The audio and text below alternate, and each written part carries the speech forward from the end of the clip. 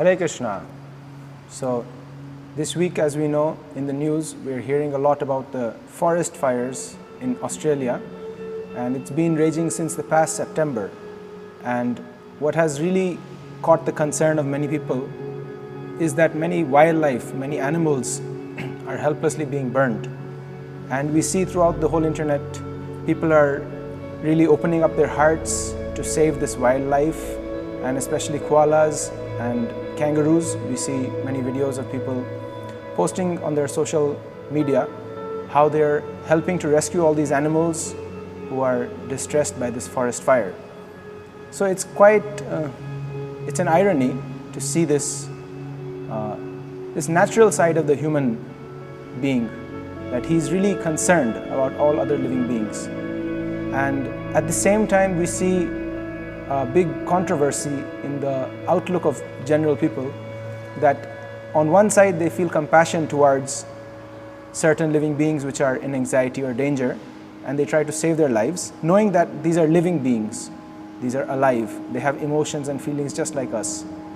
But on the other hand, the severe insensitivity of human population towards the animals which they eat for their food. Every day we know thousands and thousands of, maybe millions of animals are slaughtered in slaughterhouses and served as human food for human beings. But actually this is not required. As we know, science now proves that human beings are herbivorous people. They have body structure which matches the herbivores, and they are meant to digest vegetables, fruits, and rice, pulses, these kind of things. And God has given enough resources for us to live a happy, peaceful life without committing violence. So in this regard, I have two stories which are very mind-opening, eye-opening. The first story is of a small girl who is in her school days, and she was once playing in the garden with a small butterfly, and she was trying to catch the butterfly by its wings. And as she was playing with the butterfly, her class teacher was walking past, and she cautioned the girl that please be careful. Your hands, this butterfly is very sensitive, and you might just, while playing, you might not realize it, but you might, kill it. So please be careful while playing with this butterfly. And you don't want to kill it, do you? It'll hurt that poor butterfly. So that girl was a clever, intelligent girl, that small girl, and she immediately asked her teacher, but ma'am, sister, every day we eat so many animals, aren't we hurting them?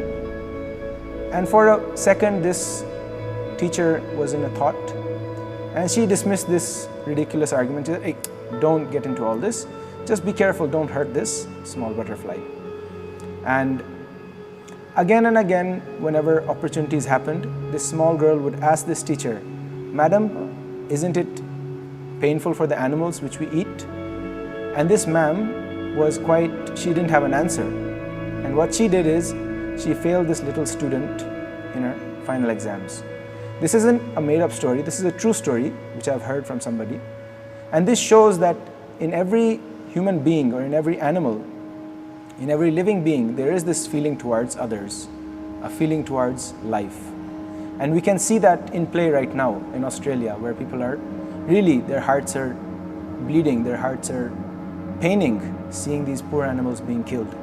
So that same compassion, that same feeling of love and safety towards all animals should be there even in our slaughterhouses. We shouldn't support this. We should realize this fact that actually many animals are going through a lot of pain just to give us a little bit of pleasure, which isn't really required. Now the second instance is of a person very important in my life. She's my mother. And when she was a small child, she also had the same incident. She faced the same situation. Once her dad, my grandfather, gifted my mother a small baby lamb. And my mother was so happy with that lamb. She was playing with it, and it was her best friend. For 6 or 8 months, they were always playing together, and my mother would always run back home thinking that when will I play with my lamb. And one fine evening, there was a feast, many guests were invited, and my mother was searching for this lamb and she couldn't find it. So she came home and she asked her mother, "Ma, have you seen my baby lamb? I don't know where it is, I can't find it." And her mother dismissed it. "I don't know, darling, where's your lamb? And come and take dinner. We'll find it out tomorrow morning." So my mother came to the dinner table. She saw that many people are sitting there ready to honor the feast. And what was serving for the feast? It was lamb. And my mother got to know this point, that actually it was my baby lamb which has been cut up and served for the feast. So this really struck her heart, this really touched a chord, and she ran out crying and vowed to never eat meat again, because she realized what pain an animal goes through and how they are also living beings, lovable. So these two instances prove to us that every human being naturally has this compassion in their heart. He has this feeling of love towards all living beings. It is unnaturally being suppressed in the name of necessity, in the name of food, or in the name of whatever. And it's also a big business for a few people who don't want to give it up. As we see in the West, there are many people moving towards vegetarianism or vegan diets, knowing the benefits, the vast majority of benefits involved in this, and the harmful effects of eating non-vegetarian foods, both physically, mentally, and globally. We are seeing global warming and so many other issues are arising out of this. Global hunger also. So this is a very illustrious example of the times we're going through right now.